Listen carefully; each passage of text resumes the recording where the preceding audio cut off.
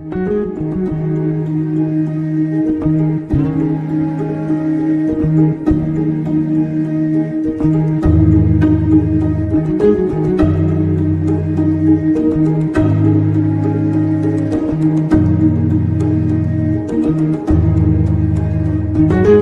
nuits de France Culture.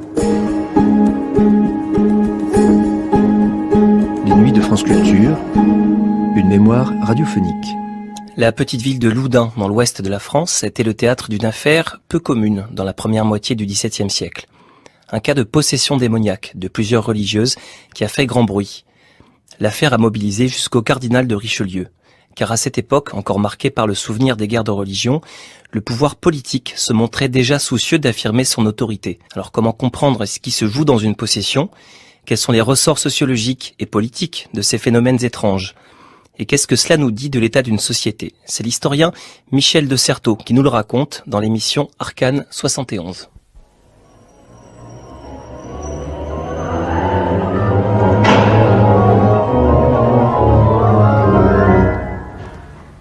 Arcane de la possession de Loudun, présenté par Michel de Certeau et Jean-Louis Cavalier.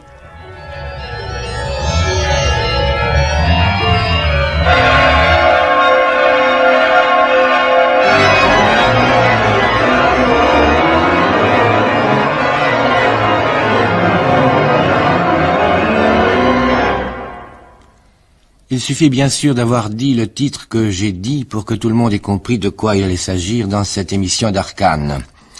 On peut encore aujourd'hui se poser la question comment le diable est-il possible ? Avec l'affaire Urbain-Grandier, en effet, Loudun, ville ouverte, est devenu le centre et le théâtre d'un monde. Les pouvoirs s'y sont affrontés, les savoirs s'y sont interrogés, l'âme catholique s'y est émue, le corps social, on peut dire, s'y est déchiré. Partout, le diable était là. Mais il était peut-être partout ailleurs aussi, dans le silence des textes, dans les lacunes du langage. C'est dans cette lecture nouvelle que Michel de Certeau montre la guérison d'une société malade d'elle-même. Et c'est à l'occasion de la publication dans la collection Archives de Julliard de la possession de Loudun, ensemble de témoignages commentés par Michel de Certeau, que nous écoutons cet entretien avec Jean-Louis Cavalier. Michel de Certeau, on est tenté de dire encore une histoire de sorcellerie. Peut-on en fait confondre sorcellerie et possession ? Non, ce sont deux phénomènes distincts, bien qu'ils se soient suivis au cours de l'histoire, même croisés pendant certaines périodes. La sorcellerie est venue la première, à la fin du XVIe siècle et au début du XVIIe siècle, dans d'immenses épidémies de sorciers en France, en Allemagne, en Angleterre, jusqu'aux États-Unis. Et c'est un phénomène qui a des caractéristiques propres, c'est-à-dire qu'il est surtout rural. Le sorcier est un paysan, en général un analphabète. Ses condamnations étaient brutales. Les juges étaient des magistrats qui venaient des villes et qui faisaient des tournées dans les villages atteints de sorcellerie. Les sorciers se trouvent souvent dans l'incertitude quant à leur propre possession diabolique. Ils ne savent pas s'ils sont ou non possédés. C'est finalement le juge qui leur apprend. Et n'importe qui dans le village peut accuser un collègue d'être un sorcier ou une femme d'être une sorcière. De même, ces sorcelleries sont accompagnées de sabbats, de grands mirages, de rêves, de tout un accompagnement d'horreur imaginaire ou réelle. C'est très difficile de savoir. Ça, disons, c'est le... Alors ça, c'est le climat de la sorcellerie. Schéma classique de la sorcellerie. C'est ça. Alors, qu'est-ce qui distingue Alors, la possession vient après. Je dirais d'abord que la caractéristique de la possession, c'est qu'il n'y a pas deux termes, mais trois. Dans la sorcellerie, il y a deux termes, il y a le juge et le sorcier. Dans la possession, il y en a trois, il y a le juge, le sorcier et la possédée ou le possédé. Et la possédée n'est pas le coupable, c'est la victime. Et ce qui caractérise la possession, c'est qu'on se met à s'apitoyer sur la victime en même temps qu'on en fait un objet de spectacle, car sur le théâtre des possessions, enfin au cours des exorcismes pour chasser le diable, la possédée est toujours là face à face avec les exorcistes ou les juges, et le sorcier ne se voit pas, sauf que finalement on peut le désigner au cours du procès et on le brûle. Mais je dirais que dans la possession, justement, ce qui différencie d'abord de la sorcellerie, c'est que le personnage principal, ce n'est pas le sorcier, mais la victime du sorcier. Un deuxième élément de différence, c'est que la possession se déroule dans les villes et dans des milieux beaucoup plus aisés. C'est-à-dire que les possédés, en général, sont des gens cultivés et à peu près du même niveau social ou culturel que les juges. Alors que dans la sorcellerie, le juge est un magistrat de la ville, le sorcier est un paysan des campagnes. Un troisième élément de distinction, c'est la rareté. C'est-à-dire que les possessions sont des petits phénomènes qui piquettent le sol français, à Aix, à Loudun, à Évreux, à Nancy, mais n'ont pas du tout le caractère massif des sorcelleries qui ont précédé. On pourrait considérer la possession comme une raréfication de la sorcellerie et en même temps une sorte d'accès au langage cultivé du problème diabolique. Si vous voulez, on entend le diable de la possédée parce que c'est la langue de tout le monde, la langue cultivée, etc. Tandis qu'on n'entend jamais le diable du sorcier, étant donné que ce n'est jamais que le juge qui parle et qui impose, en un sens, ses questions au sorcier. Dans votre livre, vous dites « Le problème de Loudun peut se formuler ainsi. Qu'est donc ce lieu qui sera le rendez-vous de raisons incompatibles les unes avec les autres ? Qu'est-ce qui se passe réellement et comment le dire ?» Vous en parlez comme s'il s'agissait d'une représentation théâtrale. Vous l'avez évoqué là à l'instant. Tout à fait. La possession, c'est un grand théâtre. Mais si on donne au mot théâtre toute sa force, c'est-à-dire que c'est la façon dont une société entière a représenté, a mis en scène sa propre tragédie. Et cette tragédie, c'était l'instabilité des raisons, enfin des cadres sociaux, des références intellectuelles, des critères de jugement. Au nom de quoi parler? Au nom de quoi juger? Nous verrons sans doute qu'un certain nombre de questions fondamentales se posaient. Qu'est-ce que c'est que le réel? Qu'est-ce qu'on voit? Car ce qu'on voit, c'est peut-être une illusion, c'est peut-être la réalité. Et finalement, tout cela c'est polarisé sur la possession, qui a été représenté théâtralement avec un lien de plusieurs types de questions. L'un des premiers problèmes, c'est le conflit entre les religions.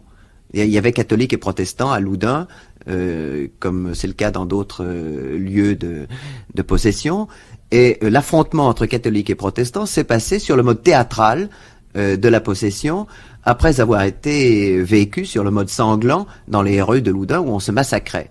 Mais c'était un problème fondamental car jusque-là, on pouvait se référer à une religion homogène qui était la religion de tous. Il y avait des cadres de référence communs. Or, voilà qu'il y avait deux types de religions, deux types d'églises, et que s'ouvrait donc la possibilité d'un troisième terme, un scepticisme ou bien un pouvoir politique, une autre sorte de raison. Là, à la fin de Loudun, on voit apparaître la raison d'État. C'est la politique finalement qui l'emporte sur la religion, mais il y a un état transitoire que représente la possession et qui est le conflit entre deux cadres de référence, catholiques et protestants, et sa représentation sur le mode théâtral de la possession.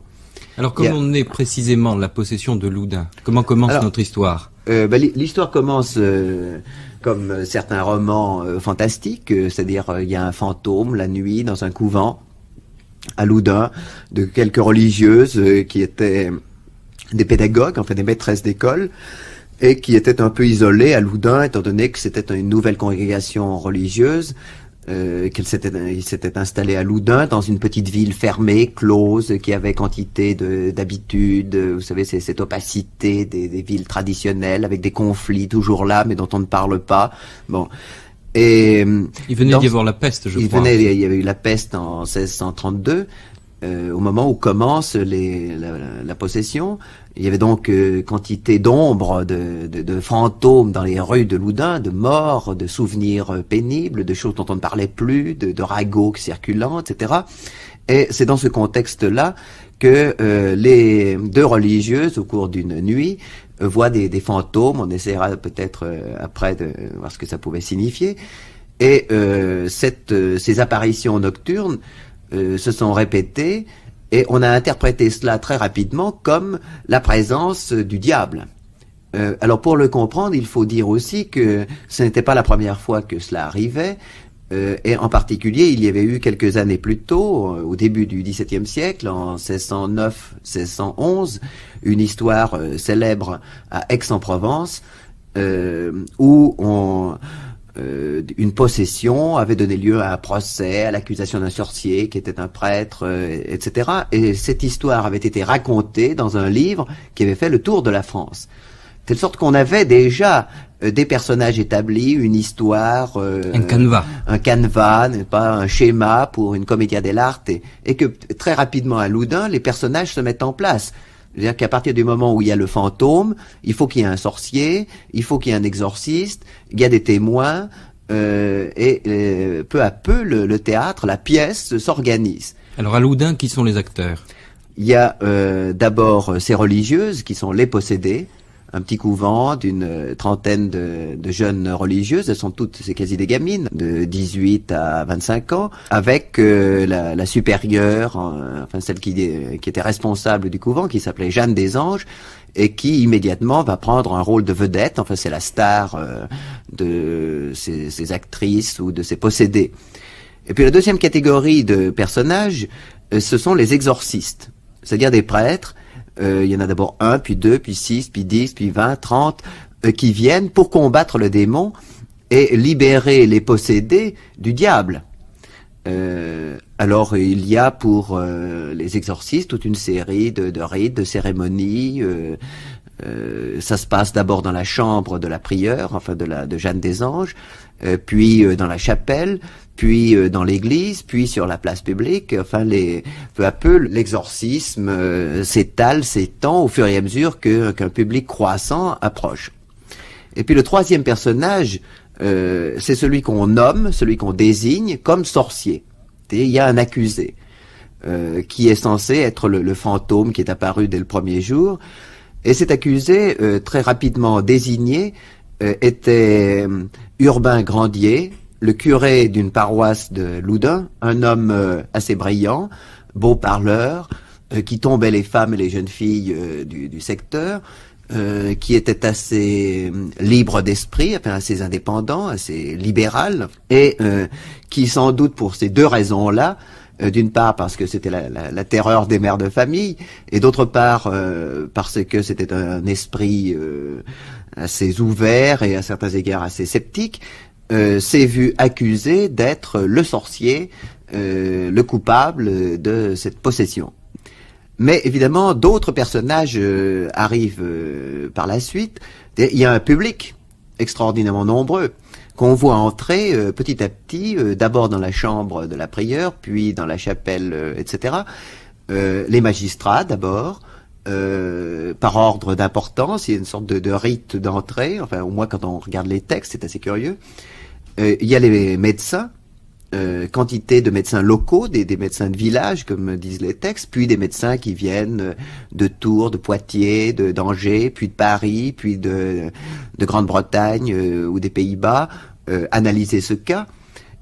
Puis viennent aussi des théologiens, des savants, des érudits, des hommes curieux, et surtout des spectateurs attirés là par ce grand cirque amar, à la fois terrifiant et fascinant, que représente la possession de Loudun.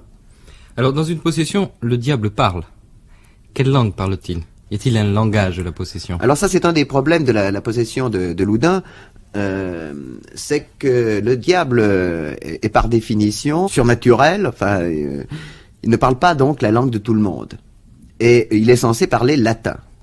On lui adresse la parole en latin, et il doit répondre en latin. C'est même la preuve que c'est le diable.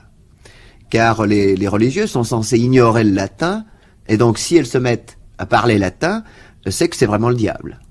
D'ailleurs, le diable n'est pas uniquement spécialisé dans le latin, car on peut l'interroger aussi en hébreu, dans les langues sacrées, en hébreu, en grec, ou bien des interlocuteurs ou des visiteurs provenant du pays de Galles l'interrogeront en celte, ou d'autres en anglais, etc.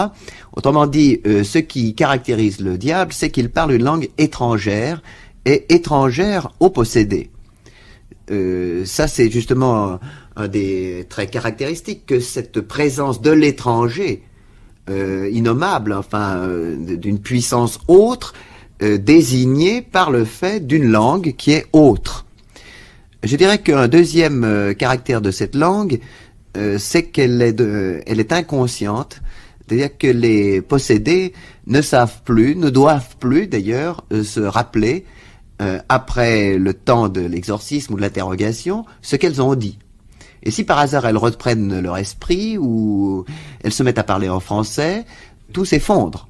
C'est-à-dire qu'il faut passer à une autre possédée, car au cours des exorcismes, il y avait une vingtaine de religieuses possédées, et on allait de l'une à l'autre, dans la mesure où l'une parlait latin, et puis sa langue ou son inconscience s'effondrait, donc on passait à une autre. C'est une sorte de topographie du diable. On le suivait à la trace, n'est-ce pas, là où émergeait la langue étrangère. Et alors, il y a aussi tout un vocabulaire du corps. On a même parlé d'érotomanie. Oui. Qu'est-ce que vous en pensez? L'érotomanie, c'est l'interprétation que donnaient des médecins présents, en disant que c'était simplement des femmes possédées d'amour. C'est une des interprétations qu'on peut donner, mais je pense que d'abord il faut constater le phénomène premier, à savoir l'insuffisance de la langue intellectuelle pour traduire un problème fondamental, cette sorte d'ineffable ou de contestation obscure qui accompagne l'ébranlement de toutes les certitudes quant au savoir, à la vision, au cadre religieux ou politique, etc. Et il n'est pas surprenant justement que ce soit constitué un langage fait avec les parties du corps. Le corps devient le relais du langage intellectuel. Et il y a tout un système de gestes qui se combinent les uns avec les autres et qui constituent un langage. C'est aussi frappant de constater que il y a là une élimination de la personne. Et ce qui compte, ce sont des gestes successifs, où la série constituée par la transpiration, ou bien le fait de tirer la langue, ou de marcher sur la tête, ou d'avancer sur la pointe des pieds, etc. Il y a une série de gestes, si vous voulez, qui représentent comme les lettres d'un alphabet ou comme des mots, un vocabulaire, et on peut suivre, repérer des significations au fur et à mesure qu'on voit apparaître, par exemple, tel type de transpiration, tel type de geste chez les religieuses. Mais elles n'existent plus comme femmes. Elles entrent là dans une combinaison de vocabulaire, de vocables corporels, de même qu'un enfant apprend les lettres de l'alphabet ou des mots successifs pour composer des phrases. Eh bien là, de même, des fragments du geste, la façon dont l'œil se révulse, etc., composent une langue propre dont les techniciens, à savoir soit les théologiens, soit les médecins, connaissent la signification. Avec évidemment un problème posé, à savoir quel sens va-t-on donner à ce langage-là. Et c'est là où théologiens et médecins ne s'entendent pas, mais le public, lui aussi, s'apprivoise à ce langage du corps. Il sait que quand il y a telle posture, c'est que tel type de diable qui se présente, ou que ça annonce tel type de phénomène qui va suivre, etc. C'est-à-dire qu'il y a un apprentissage, une langue gestuée, qui n'est plus de l'ordre de la langue intellectuelle. Mais est-ce que derrière ce code ne se cache pas une sorte de revendication féministe? Parce que les Ursulines, on les appelait les Amazones pour une certaine raison quand même. Oui, enfin du moins certains auteurs les appelaient des Amazones, mais je pense que c'est un autre problème posé aussi par la possession et qu'il faut envisager d'une façon un peu plus large. On peut considérer le XVIIe siècle comme un siècle des femmes, une grande promotion de la femme, depuis l'éducation des filles jusqu'à ces régentes, enfin ces femmes qui tenaient le gouvernement royal après la mort du roi, etc. Bon, on voit à la fois au point de vue littéraire, au point de vue politique, au point de vue social, une promotion de la femme au XVIIe siècle assez extraordinaire. Or, dans le contexte religieux, cette promotion de la femme ne trouvait pas immédiatement une place. il y avait bien un certain nombre de femmes qui étaient les organisatrices, par exemple, des missions ou de grandes entreprises religieuses. Mais je pense que pour une part, ces religieuses, si on prend le cas particulier de Loudun, ces jeunes Ursulines, qui étaient de familles ou nobles ou de haute bourgeoisie, enfin d'avant-garde, qui s'étaient émancipées de leur famille, qui avaient quitté leur famille pour pouvoir partir là dans cette croisade téméraire. Enfin, c'était une sorte de grand départ pour l'aventure. C'était partir pour l'Amérique, entrer dans c'est une jeune congrégation de ces Ursulines qui venait d'être fondée et qui s'embarquait pour des choses neuves, la scolarisation, l'alphabétisation, on pourrait dire, enfin, et qui avait aussi des connaissances intellectuelles, des responsabilités propres, qui faisaient la leçon non seulement à leurs élèves, mais aux parents de leurs élèves. Bon. Or, par rapport aux prêtres ou par rapport à un certain nombre d'institutions religieuses, elles restaient minoritaires. Mais comme malgré tout le prêtre ou l'évêque gardait le privilège d'une représentation sacrée, enfin pour des religieuses, la possession leur fournissait le moyen caché d'une rébellion. Et ces Amazones manifestaient une position nouvelle de la femme par rapport au prêtre, à l'évêque, à l'exorciste, ou simplement au pouvoir civil, au magistrat. Un monde fait pour les hommes. Un monde d'hommes, oui. Sur le mode déguisé du diable, qui les autorisait, justement parce que c'était censé ne pas être elles, à gifler l'exorciste, à le bousculer, à prendre des attitudes très, très ironiques, vis-à-vis du magistrat, se payer la tête de ces bons capucins ou de ces sommités théologiques qui venaient les voir et qu'elle raillait, qu'elle jetait à terre, qu'on giflait, sur lequel elle crachait, etc. Enfin bon, sous le déguisement du diable, il y a véritablement une rébellion de la femme. Et à Loudun, c'est plus particulièrement une sorte de conflit vis-à-vis des autorités religieuses ou civiles. Mais dans d'autres cas, par exemple à Nancy, c'est le médecin qui est visé. Et le sorcier qu'on accuse, contre lequel une femme se rebelle, est un médecin. C'est une autre forme de savoir viril, si l'on veut. Cette affaire dure de 1630 à 1640, je crois. Oui. Et c'est quand même une période qui voit le discours de la méthode de Descartes, qui voit la leçon d'anatomie de Rembrandt. Alors est-ce que la possession fait partie de ce tout, de cette remise en question d'un savoir? Certainement, c'est même le problème fondamental. Et je pense qu'il y a un lien très étroit entre Descartes et la possession de Loudun. Ou, si vous voulez, un troisième courant qu'on pourrait prendre à titre de symbole, ce qu'on appelait le libertinage érudit, c'est-à-dire des sceptiques, qui constituaient des groupes très critiques par rapport à toute la tradition religieuse, intellectuelle, philosophique, etc. Et sous ces trois formes, la possession, l'entreprise cartésienne, si l'on veut, et ces libertins intellectuels, on trouve la contestation d'une tradition ou d'un système intellectuel qui est en train de s'effondrer. Et la nécessité aussi de pouvoir trouver un système intellectuel ou des cadres sociaux qui tiennent. Descartes, quand il écrit le discours de la méthode, prend comme comparaison le voyage d'un homme solitaire dans une forêt vierge, et il faut aller tout droit pour pouvoir trouver une issue. Eh bien, c'est le problème aussi de Loudun, c'est-à-dire dans cet afflux des fantasmes, cette indécision entre ce qui est réel ou ce qui n'est pas réel, cette impossibilité de trancher ce qui est naturel ou ce qui n'est pas naturel, cette espèce de suspension, d'hésitation pour qualifier les choses, est véritablement la tragédie qui constitue le sujet de la possession de Loudun. Et c'est un grand problème, enfin, de la connaissance qui se pose. Et ce n'est pas pour rien que sont venus à Loudun des médecins fameux, des théologiens, des curieux littéraires, enfin des érudits, qui venaient voir là si on pouvait être assuré d'une réalité qu'on voit, ou bien si toute réalité n'était qu'imagination, un irréel, un fantastique. Et ça, c'est un problème que se pose aussi Descartes, car Descartes n'est pas plus sûr de la réalité de ce qu'il voit.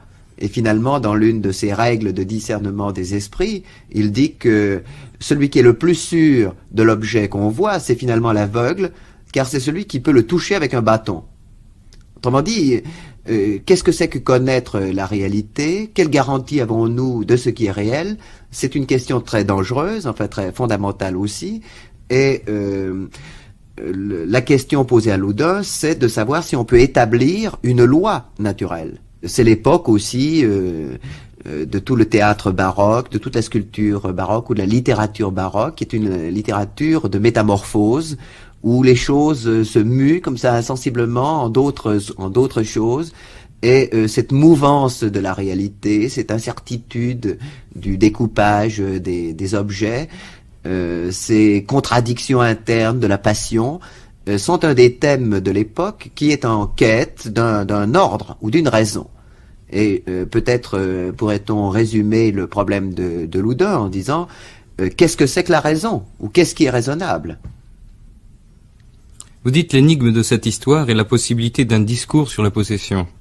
Alors cette émission d'aujourd'hui, c'est une énigme?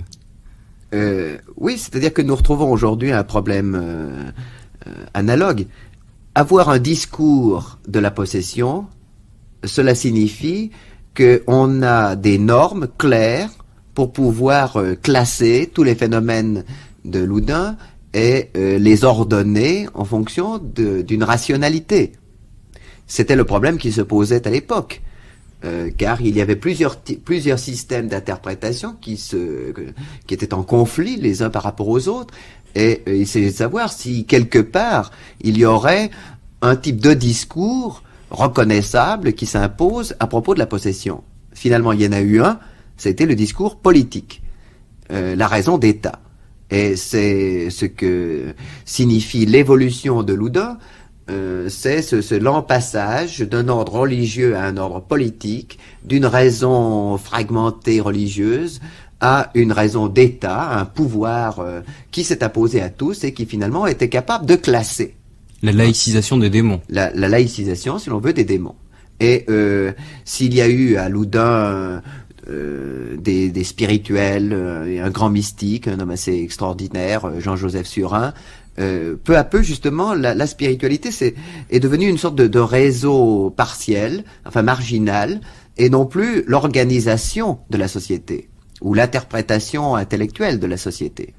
Eh bien, ce problème de l'époque, c'est aussi le nôtre, car la question qui se pose aujourd'hui en histoire, mais qui se pose aussi du point de vue d'une interprétation de la société, d'une politique, d'une culture, c'est de savoir s'il y a un système unique d'interprétation qui permette de rendre compte d'un phénomène qui est le symptôme d'une indécision. Je ne pense pas qu'aujourd'hui, nous ayons la possibilité d'un discours ou d'une rationalité qui dise ce que c'est que la réalité.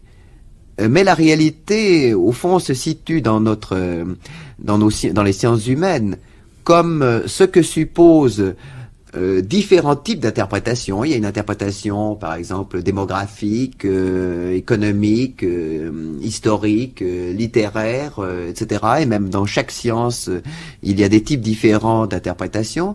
Et la réalité est ce qui rend possible ces différents types d'interprétations. Mais ce n'est pas ce qu'une seule interprétation peut désigner et englober. Et c'est là quelque chose qui rejoint ce qu'on trouve dans la littérature fantastique ou dans le roman fantastique, c'est-à-dire un suspense, enfin une suspension, une hésitation entre ce qu'une rationalité peut dire et d'autre part ce qui lui échappe. Eh bien, je dirais que le rapport entre les archives, enfin les documents de l'époque et l'interprétation que je donne établit deux termes et la réalité c'est un troisième terme. On ne peut pas dire que la reproduction des documents, ce soit la réalité, parce que c'est simplement un aspect du réel, et le problème de savoir d'ailleurs ce qu'il voulait dire à l'époque, etc.